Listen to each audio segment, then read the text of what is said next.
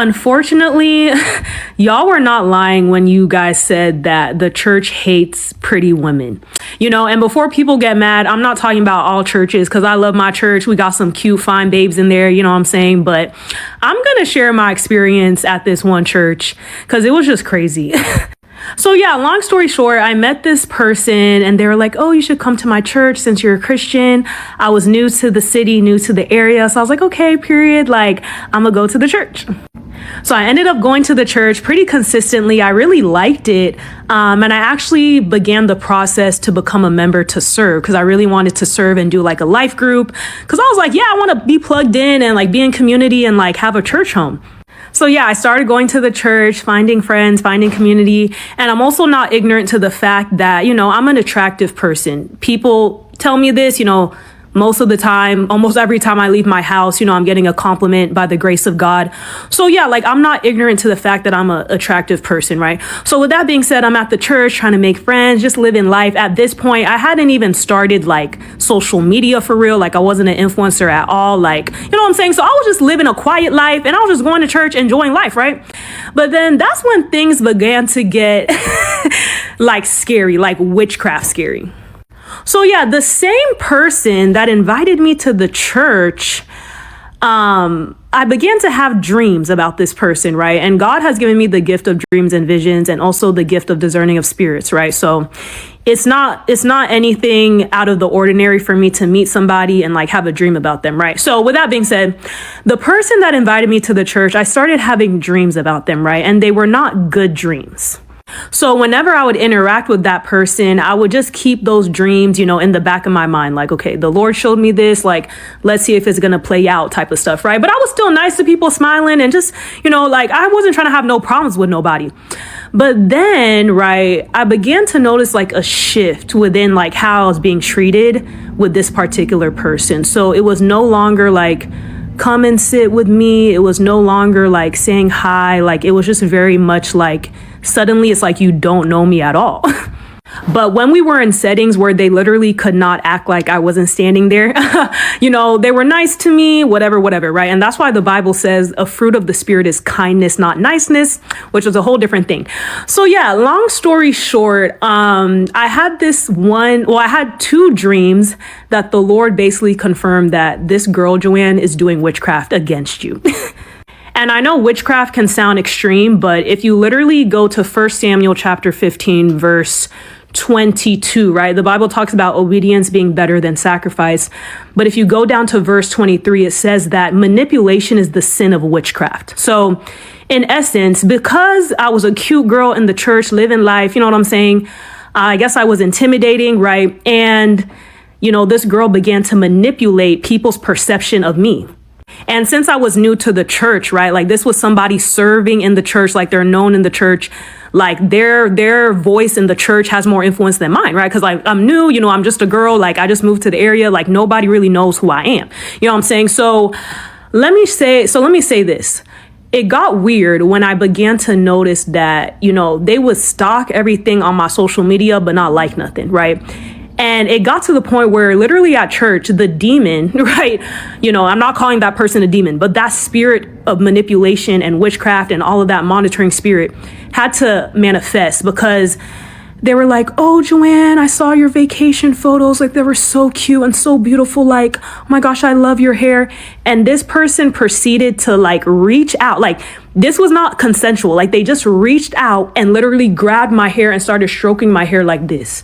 And that's when I said, oh yeah. like that's when I said, oh. So that's when I was like, okay, Father, what you're showing me is not too far off. Like this is pretty accurate. So that was the first thing that was just a little like, girl, we're not friends like that. There's no reason why you should be stroking my hair. There's also no reason why you should be hailing me and saying I look cute in real life, but then on the post, you don't like nothing, you don't comment, you know what I'm saying? And like, you know what I'm saying? Like, let's just be real. So you just got exposed right there, right? But then let me share the two dreams. So one of the dreams that I vividly remember So here's my take, guys, because there's a few more minutes of this video and you guys can go watch the whole thing. Her link will be in the video credit link in the description. But I think that this is a woman problem ultimately, right? Because It obviously right here it says the church hates pretty women, but I don't think it's just because she's pretty.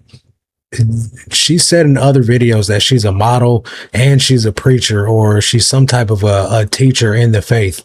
So it could all just be a plot from the enemy to destroy your walk.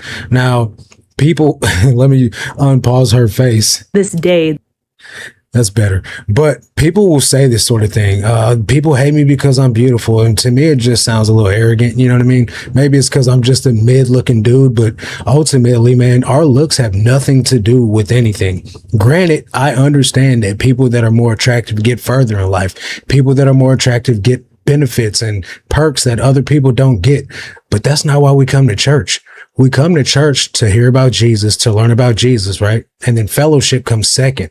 But if you're in the church and all you're worried about is how people perceive your looks, you're focused on the wrong thing. Now, she said that this girl or this person was doing witchcraft on her, which I totally believe that happens because we have a lot of people that don't even realize what they're doing is witchcraft for the first thing. Then for the second thing is they do let jealousy and envy cloud their judgment. And some of the things that they do, they get to operate in a spirit of witchcraft. The enemy knows what you say. So if you're talking trash behind this person's back, in one way or another, the enemy is going to use that as an open door, right? He can't possess you, but he can dang sure get you to act out a character and start, doing stuff like this behind this girl's back. Now, I don't think that, people, let me take that back. I do understand that people act out of jealousy and envy when it comes down to things towards beautiful people, especially if they're insecure or they're ugly, right? But when it comes down to it, though, a person's looks are only a portion of, what really matters, because you could be beautiful, but be ugly inside.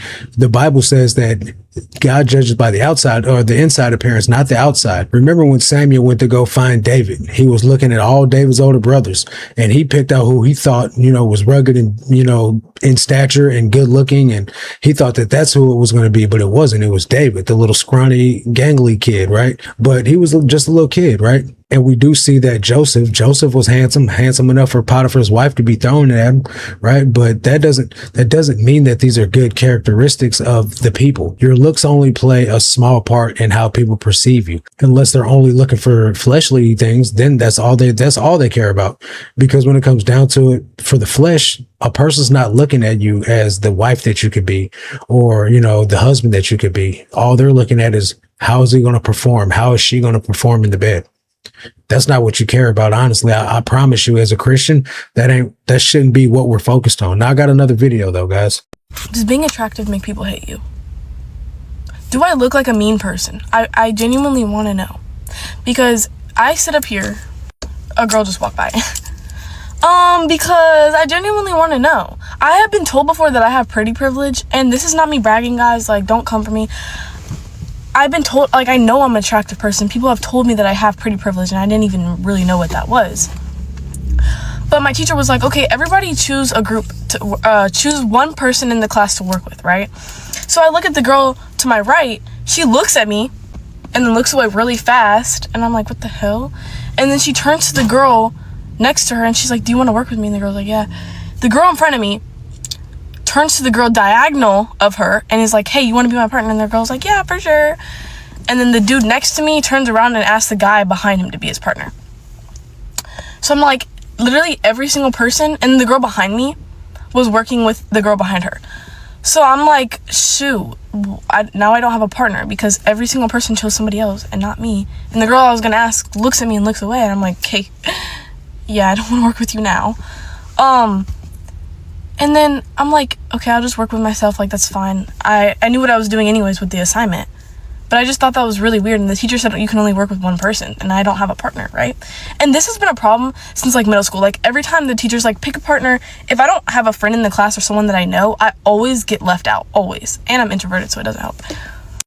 But, halfway through the assignment, this girl, all the way across from me, she, I see her working by herself. And then she looks at me. I'm like, you want to work together? She's like, yeah, sure, let's work together. And then we start working together. But I'm like, I genuinely don't understand, is being attractive, like, people are scared of you or maybe intimidated by you? And I don't mean this in a self-centered way. I don't want y'all to think that. I'm genuinely confused, because no matter, like, where I go, it's so freaking hard for me to make friends. It's so hard.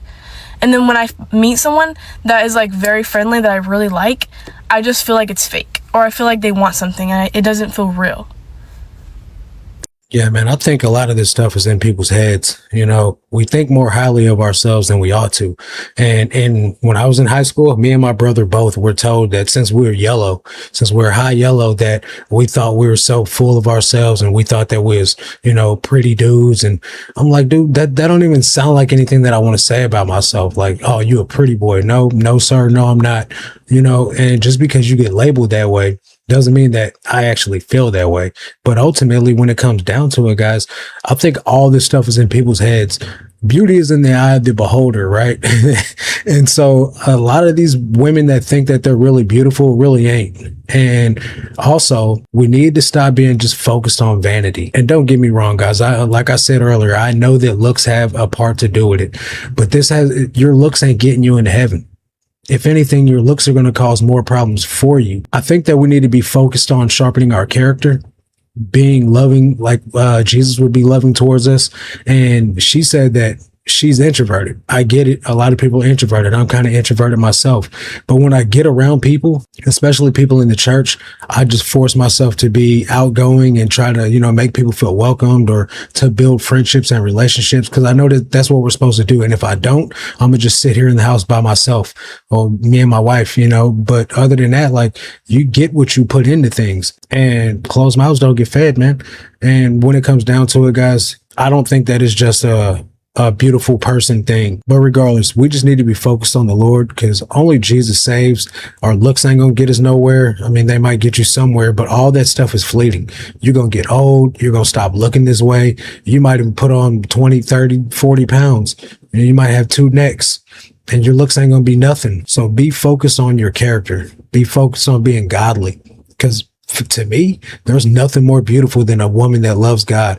A godly woman that's holy and modest, so fire.